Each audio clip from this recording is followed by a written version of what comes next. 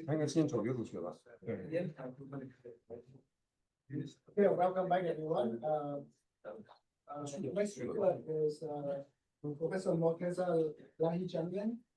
He's an assistant professor in aerospace engineering sciences department, and he also an affiliated faculty at the computer science department and robotics program at the University of Colorado Boulder. He is a director of the Assured, Reliable, and Interactive Autonomous System Group. He received his bachelor's degree in bioengineering at the University of California, Berkeley, and a PhD in mechanical engineering at Boston University. He served as a postdoctoral scholar in computer science at Rice University. And prior to CU Boulder, he was a research scientist in the Department of Computer Science at Oxford. His awards include Outstanding Junior Faculty, Ella May Lawrence Crow's Physical Science Achievement Award, Jack White Engineering Physics Award, and as a GK Prof Fellowship and Wharton College Research Fellowship. So please welcome Professor Lahijanian. Thank you. Thank you for the invitation. I'm really excited to be here and for this workshop. Actually, as I was watching or listening to the talks this morning, I was like, oh, there's so much work going on in this area that I was not aware of, and I should be aware of it because we have a project in parallelism for motion planning, and I should know what's going on, and I didn't. So thank you, and thank you for having organizing this workshop. Right off bat, let me okay. I want to specifically acknowledge my students who are leading this project.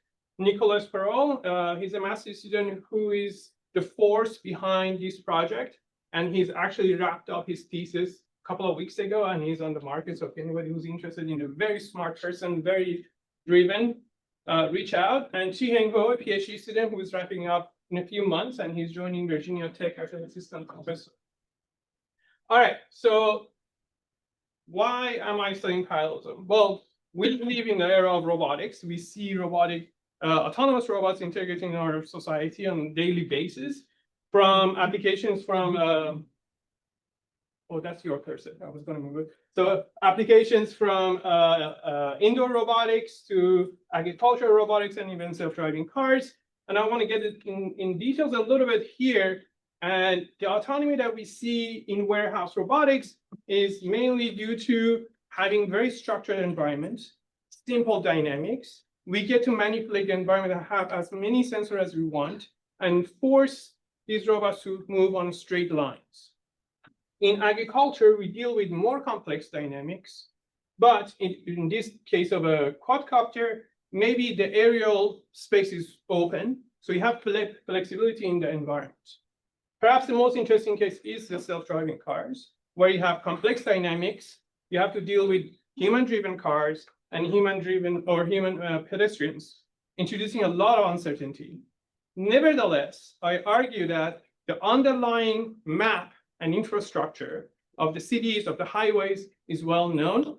The signs, the road signs are well known. So if you gather enough data, you may be able to have very structured hierarchy of autonomy and have maybe at the high level some reactivity to the changes with the human-driven cars or pedestrians. What we don't see a lot of is having highly dynamical systems, moving at high speeds in unstructured environments, moving at their dynamical limits. So here I have a video of drones moving through woods at very high speeds. I apologize for this lag. It's due to I think Zoom. Yeah, but this is the problem that mostly control theorists are studying, not so much planning people. Because at these speeds, we can't catch up with planning loop. It's mostly how fast can you have controllers and feedback controllers so that you avoid obstacles. So there is not a lot of intelligent decision-making at the high level, but a lot of reactivity to changes at the control level. So we as roboticists got interested in this problem, brought it to more structured environments, And now we have drone racing, where we can design trajectories and have controllers to stick with those trajectories as close as possible. So now we can have drones moving through the obstacle course really fast. But as far as I know, the trajectory is previously hand designed, and we have hand designed controllers and neural network controllers working together to have the drone move as fast as possible or follow that trajectory as closely as possible. And we still see a lot of accidents happening. And that's mainly because we don't have, it's neural network controller after all. We can't have those safety guarantees that we would like to have. So it all goes back to the problem of sensing, planning, act, loop that we all are familiar with. I would argue that the problem is really the difference in the time scales at these different modules. In sensing, we have really fast sensors. LiDAR is one of the slowest ones, and it can operate to 100 hertz. Control loops can go from 100 hertz to 100 kilohertz, really fast.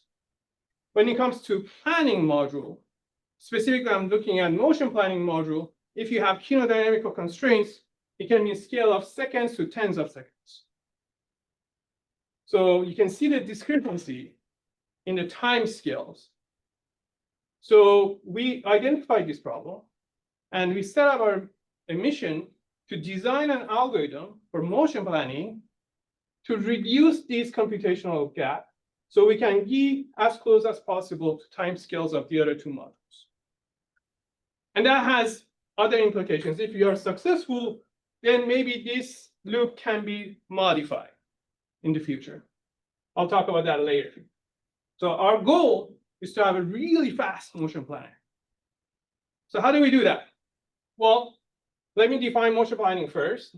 The kinodynamic motion planning is that I have a kinodynamical robot constrained to differential equations. Its motion is constrained to differential equations.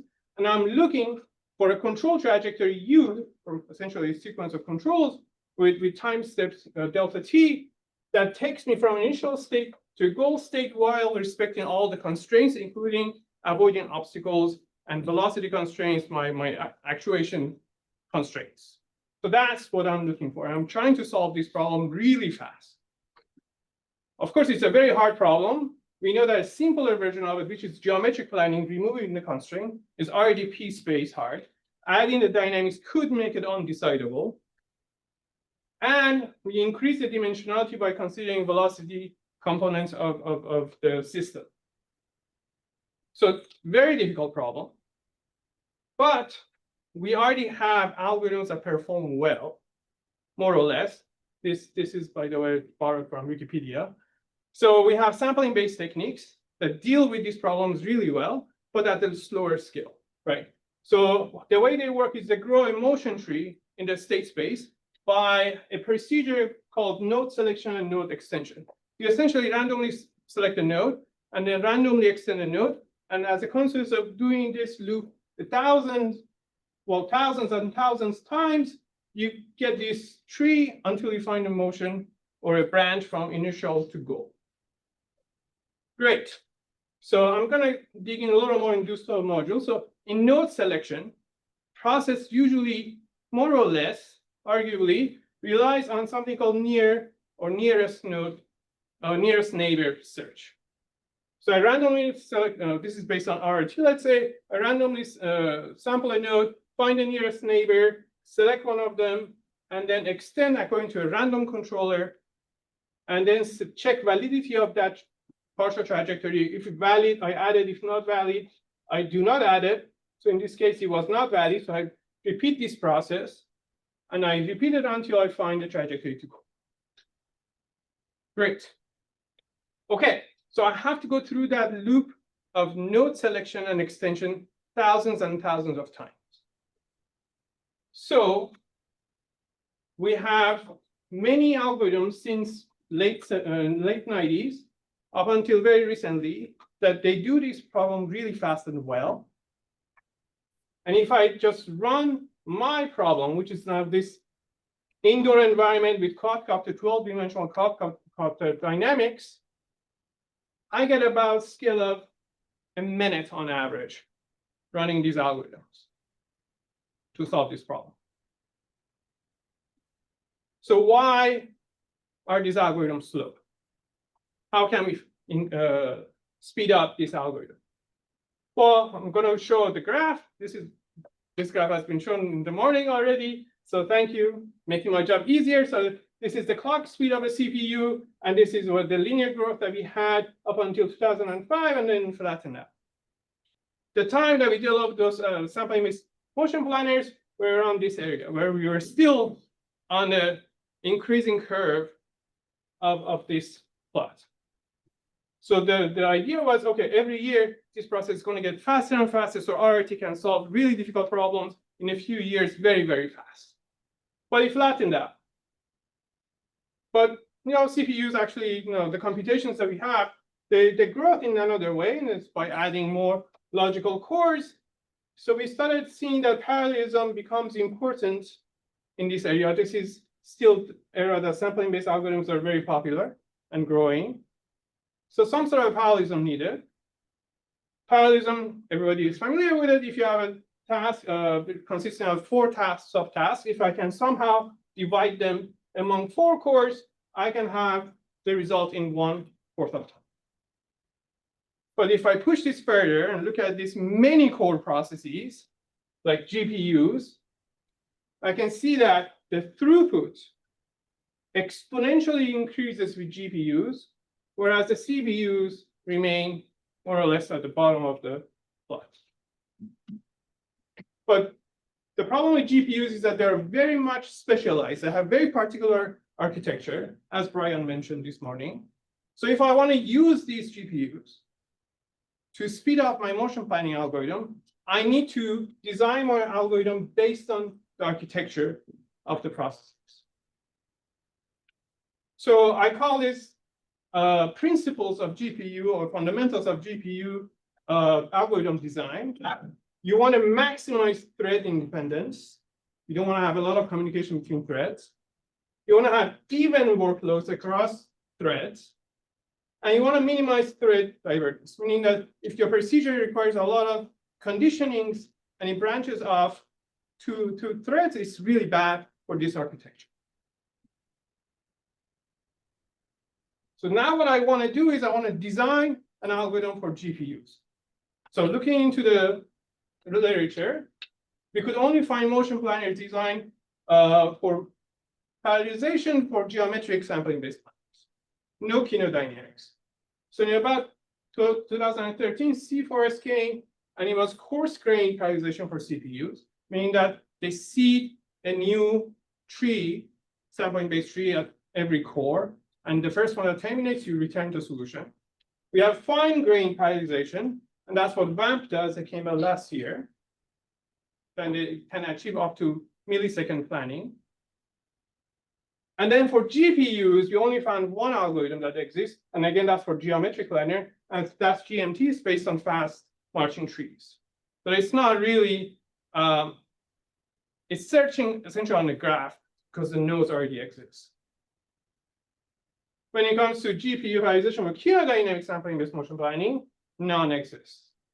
So we're like, okay, let's focus on this problem and try to have something there and start the conversation.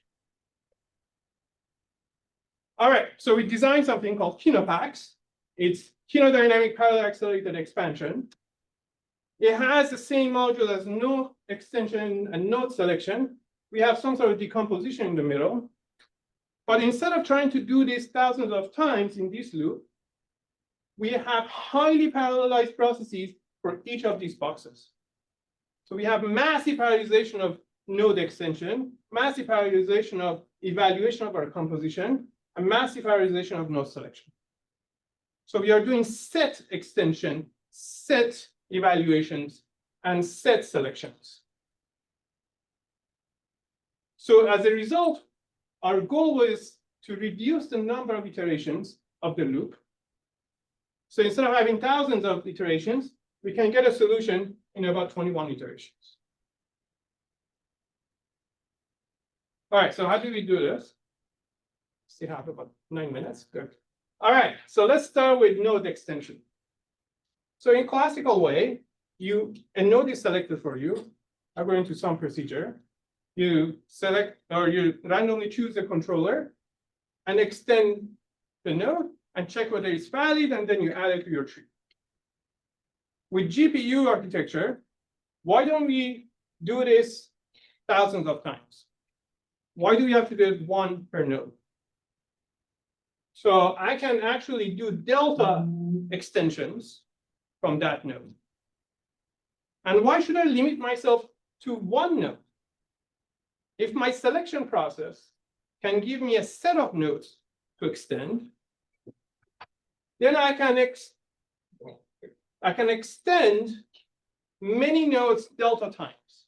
So if I get 1,000 nodes for extension, and I extend each node 100 times, I get 100,000 new nodes to add to my tree. So that massively increases the rate of growth of my tree. This, however, comes with a problem, and that is you have so many nodes to add to your tree and quickly run out of memory. And you only have limited memory. You have limited memory on the GPU, it's about 8 GB for Jetson. So now we need to somehow be selective in adding these extended nodes to our tree. So we need a procedure to do that. And we call them promising trajectories. Which trajectories are promising to add to our tree? We do this, again, using knowledge from motion planning community, nothing really special, based on some information on the composition of the space. So we gather spatial information of the decomposed space, and accordingly, we identify promising regions where nodes should be added. So in our decomposition, we maintain a probability of how promising that region is. The higher probability, the more promising it is. And this is based on some metrics I will introduce in a few minutes. But essentially, we get these probabilities if a cell does not have any nodes already, the probability is 1. If a node has some, a region already has some nodes in it, its probability is less than 1. So these new extended nodes are accepted for those regions according to those probabilities. So now these are my added nodes. So for computational efficiency, I'm not going to actually add them to my tree yet. I'm going to do it in later steps, just for optimization of the procedures. Great. So going back to our GPU fundamentals, we follow actually these principles exactly. Our threads are independent from each other.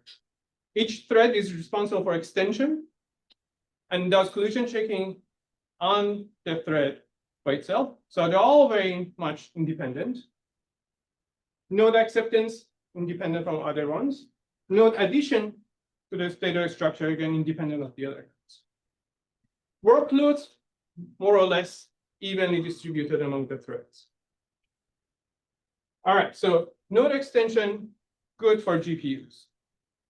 Now I'm going to talk about decomposition. How do we actually do this decomposition? Again, we use a lot of already existing knowledge in the literature of motion planning. So we have a discretization of our space, and we have 3 metrics that we want to keep track of.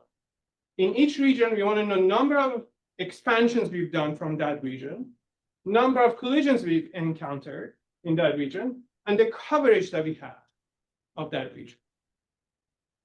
And in fact, in previous work, most of them from Kavaraki group, such as Cyclop and K-piece, there are these scores very well developed, mostly heuristics, but over the years they've been refined such that they can score these regions based on number of nodes in each region that prioritizes regions that are less visited and have high free volume and low coverage.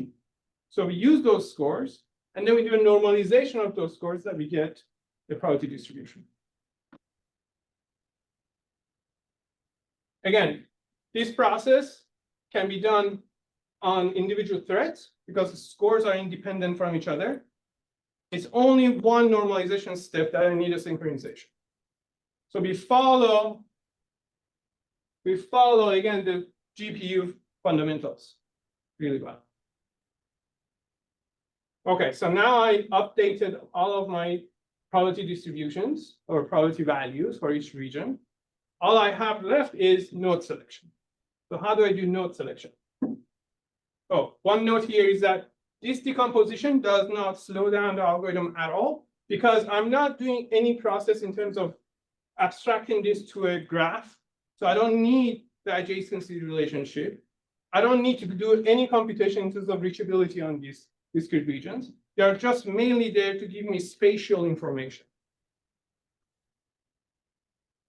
All right, so node selection, again, in one of the bottlenecks of sampling-based motion plans, especially for kinodynamic systems, is this node selection, which is mostly based on nearest neighbor search. And it's really bad for GPUs because it's poor thread independence, uneven workloads, and kinodynamic problems require a lot of node selections. And it's log n. So if you have thousands and thousands and thousands of procedures that you want to call node selection, it's going to slow down. So instead, what we're going to do is we're going to look at the existing nodes, and we're going to use the underlying structure again, data structure, to give us how likely it is to be successful if I choose those nodes. And I give it to each thread.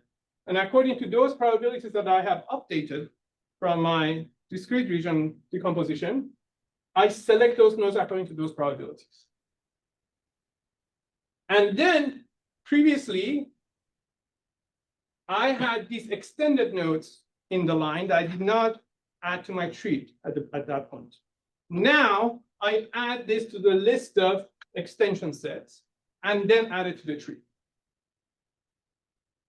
So all the extended nodes in the previous time step are candidates for extension, as well as some of the existing nodes that are chosen according to the probability distribution over my regions. Again, principles of the fundamentals of GPUs are respected really well. I have thread independence and even workloads. So that concludes the algorithm. I have node selection in terms of sets.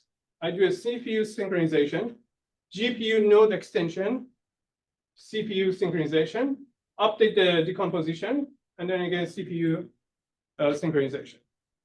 We can prove that this procedure is probabilistically complete and give us solutions empirically in very few iterations, rather than thousands and thousands of iterations. So how does it work? Well, we tried it on 3 environments, very difficult dynamics, 6-dimensional double integrator, which is simple, the 10-dimensional Dubin airplane, and 12-dimensional nonlinear quadcopter.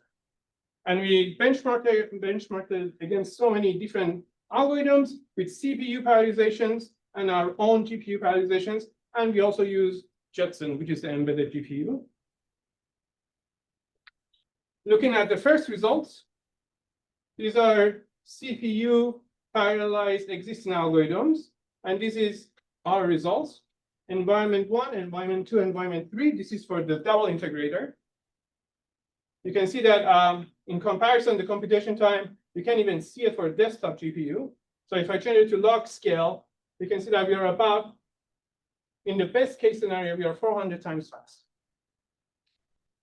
Very quickly, if I go to Dubin's airplane, again, you don't see much. If I go to log scale, we are at the scale of 7.5 milliseconds computation time. And an interesting observation is that as the dynamics become more complex, going from 6-dimensional double integrator to a Dubin's car or Dubin's airplane, we see a huge difference in computation time in the same environment for RRT. Meaning that the complexity of the dynamics makes the problem much, much harder for RRT. Whereas in our case, for kinopacks, we don't see a lot of differences. That's because of the parallelism. You add a lot of controlled nodes to your system. So you're dealing with the dynamics really well with a lot of expansions. All right, so the 12-dimensional the quadcopter, we get about 1,000 times speed up. And again, I just want to talk about the quality of the paths that we get. The qualities are actually, to human eye, is very nice. Unlike sampling-based plans that we usually get that are jittery and not very good looking. Just a quick advertisement, we also have near optimal extension of kinopacks, and we can now iteratively reduce the cost of the plans. All right, so I'm not going to show this since I'm out of time. Just quick points of discussions. Prioritization is key to close the gap between these different modules of autonomy. Planning is always the most expensive one, so we can now close the gap. Kinopacks is just the first algorithm that we came up with. Hopefully this gets the conversation started. And this is the interesting point I wanted to bring up. If we are able to do planning, motion plans, really, really fast, 100 Hertz in millisecond scale, do we really need MPC? Can we do kinopacks PC? Close the loop with motion planners rather than closed loop with the feedback controllers. The feedback is the motion planner if you can operate at 100 Hertz. That's MPC, but there's no feedback in MPC, it's basic. Right, it's MPC, but you plan all the way to the goal, avoiding obstacles. If you have a finite horizon in MPC, right? You set a finite horizon and run an optimization problem. This algorithm will actually explore space differently by using sampling all the way to the goal. So the decision making becomes more informed. So the high level decision making is a lot more informed. My comment is about your comment about feedback. Sure. It becomes So it is feedback. MPC. Right. All right, I'm going to stop here. Thank you very much for your attention.